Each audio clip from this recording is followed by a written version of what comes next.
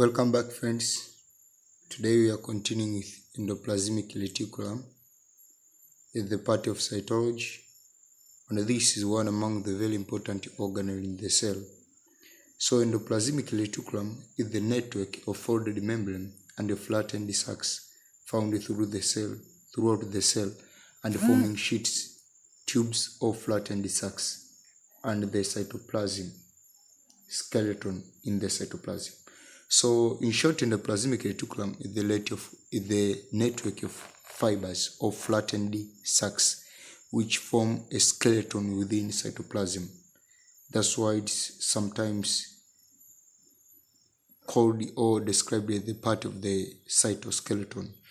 Actually, endoplasmic reticulum is not a part of cytoskeleton, because we shall discuss about cytoskeleton later. But endoplasmic reticulum is described as part of cytoskeleton because it is distributed all over the cytoplasm. So also endoplasmic reticulum is described as the extension of outer nucleus, serving a variety of functions in the cell. It originates from the outer membrane of the nucleus, to which it often remains attached. We can assume that endoplasmic reticulum is flexible and mobile, since it occupies much of the cytoplasm of many cells, including those in which streaming movements of cytoplasm are commonly observed. So endoplasmic reticulum always yenyewe huwa inaanzia pale kwenye outer membrane of the nucleus, then ina spread throughout the nucleus, throughout the cytoplasm. Manake kuanzia outside the nucleus, there tuna rough endoplasmic reticulum where the ribosomes are attached, and from there we have the smooth endoplasmic reticulum in different parts of the cytoplasm, and it serves a lot of functions. It serves different functions. So it is the system of flattened membranes bound sacs called cisternae. So cisternae, they are flattened membranes forming the endoplasmic reticulum, so forming tubes and sheets. It is found in all eukaryotic cells but absent in prokaryotic cells. It is continuous with outer nuclear membrane, found in abundance in lipids and steroid secreting cells, like liver cells of the dermis of the skin, kidney and heart cells, and cells of the testes, intestines, leukocytes and adrenal cortex cells. So sometimes teachers, they do ask you to tell them about the abundance. These organelles are abundant, and you should know where these organelles are abundant in the body. So as a part of advice, you as a student, you must learn them. So endoplasmic reticulum, one among its major function is the synthesis, and not only synthesis, is all about the function is all about the modification of lipids. So as it is involved in the modification of lipids, it is found in cells which are lipid secreting cells, and here more especially we are talking with the kidney, heart, liver, intestine, leukocytes, adrenal cortex, and things like that, as I've read before. So endoplasmic reticulum is the site of specific enzymatic control reaction of cell biochemistry. So in the endoplasmic reticulum, there are specific enzyme controlled reactions which are taking place. So the outer surface of some endoplasmic reticulum carries numerous ribosomes. The presence of ribosomes gives the granular appearance, and in this condition, endoplasmic reticulum is described as rough endoplasmic reticulum. Membranous vesicles are either moved about the cell or disparted up in the endoplasmic reticulum. That is smooth endoplasmic reticulum. Does not have this coating of ribosomes. So smooth endoplasmic reticulum is concerned with lipid metabolism. Kwa hiyo rough endoplasmic reticulum inakuwa na ribosomes, ambazo ribosomes zinahusika na protein synthesis. So rough endoplasmic reticulum pia inahusika na kazi kubwa ya protein modification, since the protein is produced in the ribosomes. It enter the rough endoplasmic reticulum for for the modification, for the post-transcriptional modification. But for the smooth endoplasmic reticulum, it deals with the protein metabolism. So the diagram here is not seen well, but endoplasmic reticulum can be seen at the structure consisting of flattened sacs like this, and these flattened sacs sometimes can contain granules which are ribosomes, and if it contains granules, we call it as rough endoplasmic reticulum. And if it does not contain granules, let's say it is like this, we call it as smooth endoplasmic reticulum. So that's all about the introduction to the endoplasmic reticulum. So there are two types of endoplasmic reticulum according to structure and function. So they don't only define the structure but also in function. So we have smooth and rough endoplasmic reticulum. Smooth endoplasmic reticulum, it is the type of endoplasmic reticulum where cisternae, that is the system of flattened sacs, they lack ribosomes. The surface of the membrane is smooth because of absence of the ribosomes attached on it. So it consequently most abundant in those cells producing lipids related secretions. So as I told you before, kama nilivyoambia kwamba smooth endoplasmic reticulum inahusika na lipid metabolism.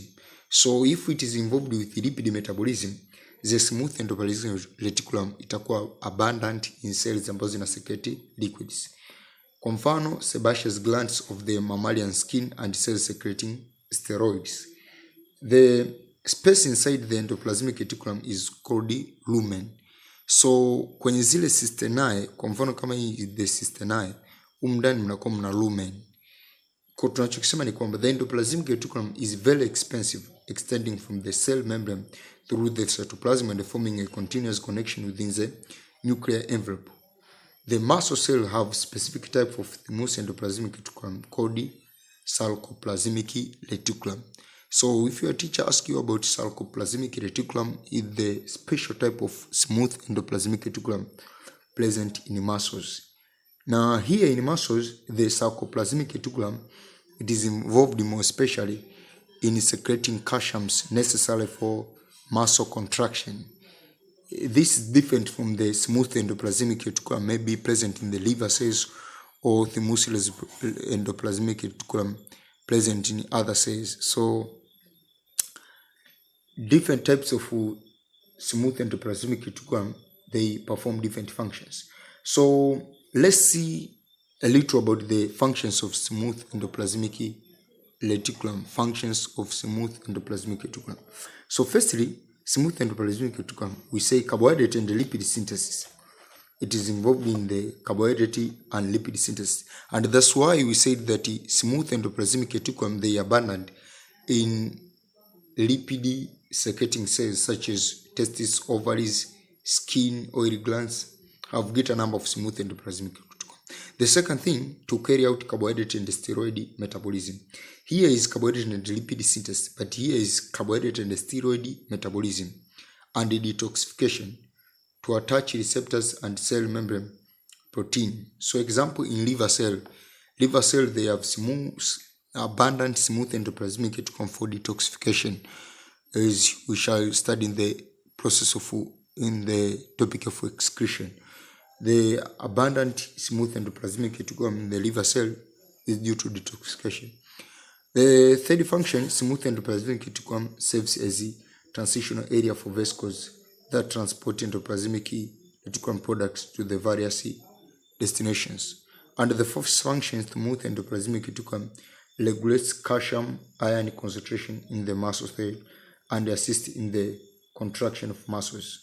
Kwa ndo maana ikwambia sarcoplasmic reticulum is important for the secretion of calcium in the muscles and assists in the contraction of muscles. And the fifth function, which is the last, is that smooth endoplasmic reticulum provides large surface area for enzymatic controlled reaction. So providing large surface area for enzymatic controlled reaction involved in the calcium metabolism, smooth endoplasmic reticulum serves as the transition area for vesicles. It carries carbohydrate and steroid metabolism and synthesis. Those are the 5 functions of the smooth endoplasmic reticulum. Here the diagram is not seen well again, but here it was like this, here like this, like this, here like this. It can be seen like this, and here like this. Here it is like this here. So this is the simple appearance of the smooth endoplasmic reticulum. Here is the lumen, the space between is the lumen, and here we have flattened sacs, which are called cisternae. So cisternae, there is no error. Cisternae, they are flattened sacs. These flattened sacs, they are called cisternae, and within the sacs we have lumen. So now let's go to the rough endoplasmic reticulum. Rough endoplasmic reticulum is the type of endoplasmic reticulum where the cisternae is attached by ribosomes. The surface of its membrane is attached by ribosomes, gives its roughness on the membrane. So simply here, what is new is the attachment of the ribosomes on the surface of the smooth endoplasmic reticulum. So the ribosomes bound to the surface of the membrane by the complex protein known as translocon. So translocon, if you ask to define translocon is the special protein which allow the binding of the ribosomes to the endoplasmic reticulum, making it to appear as rough, or making it to be rough endoplasmic reticulum. However, the ribosomes bound to the endoplasmic reticulum at any time are not stable part of the organelles, as they are constantly being bound and released from the membrane. So ribosomes bound to endoplasmic reticulum when only they begin to synthesize proteins designated for secondary pathway after protein synthesis. A ribosome may be released back into the cytosol. So ribosomes, they are not attached there permanently, as Kai Palem doubt. They are attached only when they want to synthesize protein. And the rough endoplasmic reticulum, it is designated for the processing of the protein. As I told you before, that rough endoplasmic reticulum, it is involved with the modification of the protein, post-transcriptional modification of the protein. So ribosomes, they are attached there during the protein synthesis, and after the protein synthesis, they go back to the cytoplasm.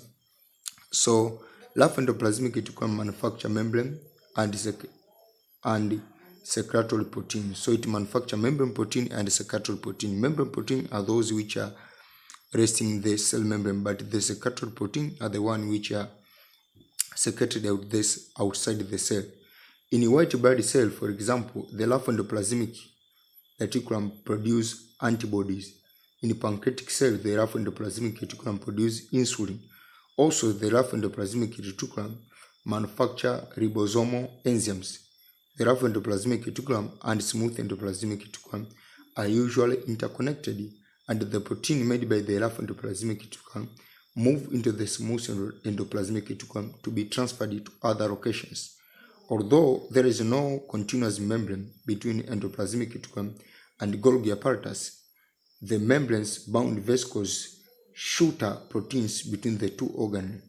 Another method of transporting out of the endoplasmic reticulum involve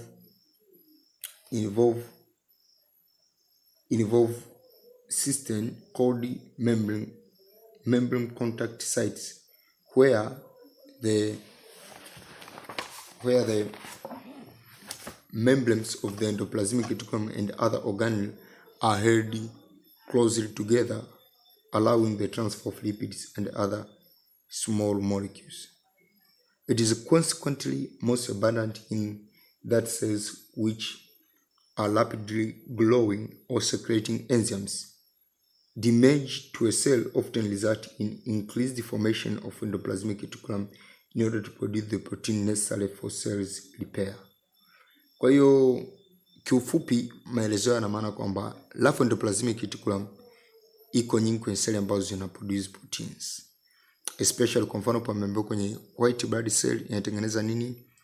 Inatengeneza antibodies. Kwenye white blood cell inatengeneza antibodies, kwenye pancreatic cells inatengeneza enzymes, na kwenye different cells ambazo zina produce proteins. Pia larval endoplasmic reticulum ndio ambayo iko responsible to produce enzymes which are stored in the lysosomes. Enzyme responsible for autolysis, as we shall discuss later in the part of the lysosomes. Kwa hiyo endoplasmic reticulum inafanya kazi, larval endoplasmic reticulum inafanya kazi pamoja na thymus endoplasmic reticulum, inafanya kazi pamoja na Golgi apparatus pamoja na ribosomes pamoja na lysosome. Kwa hiyo sometimes teacher they ask you this question to explain the relationship between the larval endoplasmic reticulum or between the endoplasmic reticulum, lysosome, nucleus, ribosomes, and things like that. So don't worry, just explain the proteins produced in the ribosomes. They are modified in the rough endoplasmic reticulum, and they are sent to the smooth endoplasmic reticulum, where they undergo more modification. From there they go to the Golgi apparatus, and as we shall study later in the Golgi apparatus, we shall see more on the relationship on these organs and how are they functioning together. So larval endoplasmic reticulum is abundant in the cells which secrete enzymes, such as pancreas cells, white blood cells, and things like that. So here a diagram is not seen well, but simply larval endoplasmic reticulum is the system of cisternae as in the smooth endoplasmic reticulum, but here we have ribosomes attached on the surface.